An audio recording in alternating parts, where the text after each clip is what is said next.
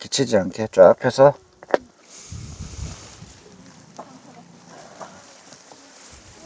자, 손을 위로 올리세요. 이제 위로 쭉 올리시고,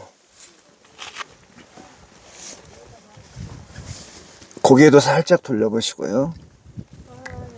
네. 뒷목을 좀 눌러주세요. 뒷목. 자, 그 다음에 저 이제 왼편을 보세요. 해 뜨는 쪽에 지금 바위가 걸려 있잖아요.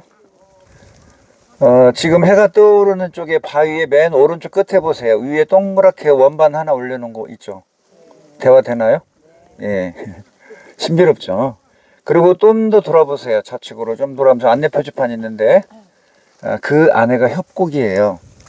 협곡인데 그곳에 사찰이 있었습니다. 일단 그 안으로 들어가서 그 뒤로 해서 맨 위로 올라갈 거예요. 저 사찰 협곡에 소나무처럼 생긴 거 보이나요? 몇 그루 있잖아요. 거기 올라가서 보면 또 장관입니다.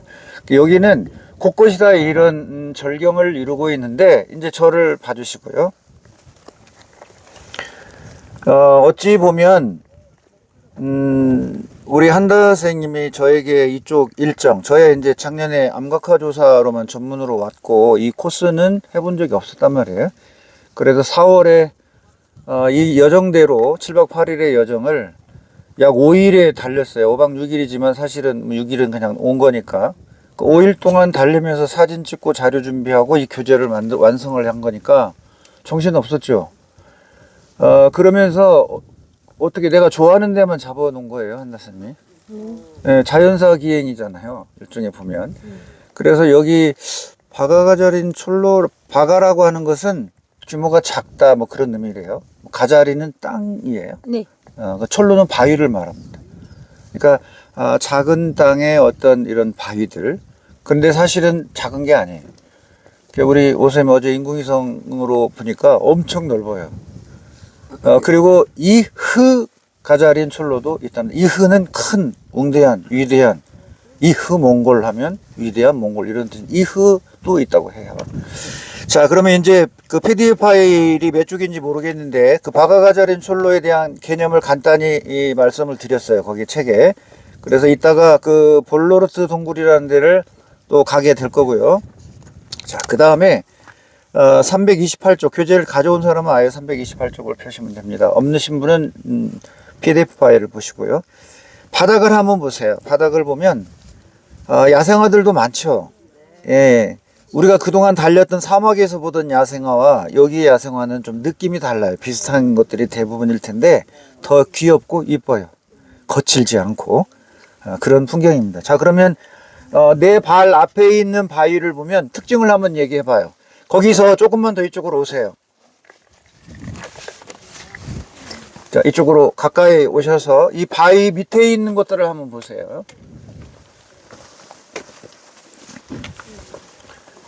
여기 전국에 원주에서도 온 분도 있고 또 타시도 광주에서도 오고 여러 지역에서들 오셨는데 자기네 집 주변에 화강암이 많아요. 우리나라는 화강암이 부자인 나라입니다. 근데 우리나라 화강암은 대표적으로 중생대 주라기 화강암이 대부분이에요. 근데 여기는 그보다 훨씬 할아버지예요. 고생대 때 화강암입니다. 우리나라는 고생대 화강암이 없습니다. 그래서 제가 지난번에 이 고생대 얘기를 하면서 캐모실대 석패 이런 말을 했었잖아요. 캐모실대 석패. 그럼 켐브리아기, 오르드비스기, 실루리아기, 캐모실대, 대본기. 그 대본기에 우리가 어딜 갔냐면 돈두고비의 대롤. 거기에 뭐 봤어요? 전파남층에서 우리가 안각화 봤잖아요.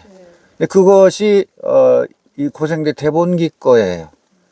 그 다음에 이 차강스바르가라고 하는 하얀 탑, 그 의미도 거기도 대략 그 시대 겁니다. 그런데 여기는 그보다 더 좀 젊은 고생대 마지막 페름기 쪽 이때부터 보고 있어요. 그래서 늦게는 이제 중생대 시작하는 단계 이 부분까지를 보고 있는데 이 암석의 특징이 뭔가요? 지금 눈앞에 보이는 걸 여기 보면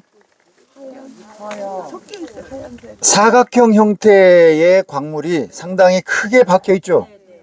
예, 이거 우리나라에서는 흔치 않은 겁니다. 없는 건 아니에요. 금강유역에 양산 팔경 쪽에도 이런 게 있고, 그다음 우리 동학으로 유명한 청산이라고 하는 곳, 지금은 옥천군 청산면이 됐는데 동학의 제2기포가 청산기포입니다. 그 청산의 문바위골에 가면 이런 게 있어요. 흔치는 않지만 우리도 없는 게 아니고 있다 그러는. 그럼 이런 걸 뭐라고 하냐면 이런 걸 반정이라고 그래요. 사각형 있는 것들을 뭐라고 한다고요? 반정이라고 하는데 이런 반정의 크기가 큰 결정들이 우리 눈에도 막 선명하게 보일 정도로 박혀 있는 이러한 화강암을 이제 거정이란 말은 입자가 크다 그런 얘기예요. 그러니까 그걸 붙이기 전에 반정을 갖고 있는 화강암이다 그래서 반상화강암이라고 해요. 자, 반정이라고 하는 건 결정의 형태를 말하는 거고 그 반상이라고 하는 것은 반정의 형태로 보이는 거다 상. 그래서 이거를 따라서 해볼까요? 반상화강암. 반상화강암. 이렇게 반상화강암이라고 불러줄 수가 있는데 이제 입자가 크면 거정질이라고 하는 거예요. 그래서 제가 저 나름대로 분류한 것은 거정질의 반상화강암이 이 바가 가자린 촐로의 암석입니다. 그러면 이거는 어떻게 생기는 거냐? 앞에 보세요. 엄청나게 이게 다 이렇습니다. 이 산이 전부 다. 그럼 이게 되려면 저 기하 깊은 곳에서 천천히 식어야 돼요. 예, 천천히 식어야만 이게 생깁니다. 여러분들이 아마 학창 시절에 스티로폼하고 맨 유리표면하고 나무 표면에다가 황 끓여가지고 부어서 식히는 실험을 해본 적이 있는지 모르겠는데 그래서 물속에다 식힐 때하고 스티로폼 구멍 속에다 뚫어가지고 식힐 때하고 그냥 공기 중에다 식힐 때하고 어떤 게 제일 천천히 식겠어요? 스티로폼 속이겠죠. 그래서 그 스티로폼 속에서 식어갈 때 천천히 외부에 차단된 상태에서 크면 커져요. 그래서 이런 큰 거정들은 지하 깊은 곳에서 마그마가 빨리 올라오면 안 됩니다. 천천히 느린 부로 올라와야 이게 가능해요. 자, 그런데 그러면 큰 건 있고 작은 거 있잖아요, 또. 그럼 작은 이 결정들을 어떻게 하냐. 이게 생기고 난 뒤에 얘가 속도를 빨리 붙입니다, 마그마가. 우리가 알 수 없는 거예요, 그 내부의 상황은. 그러나 어쨌든 이게 되려면 처음에는 깊은 곳에서 천천히 식었다가 나중에는 이제 이 옆에 작은 이런 반정들이 생기려면 좀 더 빨리 부상을 해야 돼. 그러니까 두 단계를 거친다. 천천히 깊은 곳에서 식고 있다가 느리게 올라오다가 어느 순간에 이게 생기고 나면 그 이후엔 좀 빨리 상승해서 빨리 상승하면 크기가 못하거든요. 그런 과정을 거쳐서 이런 반상화강암이 생겨납니다. 그래서 여기는 바니시 현상을 찾아보세요.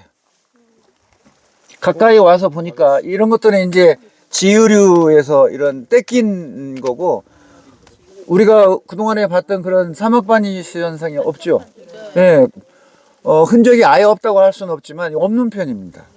그러면 그동안 우리 이 몽골 다니면서 본 암석들은 대부분 다 빨갛거나 뭐 적색이 막 이랬잖아요.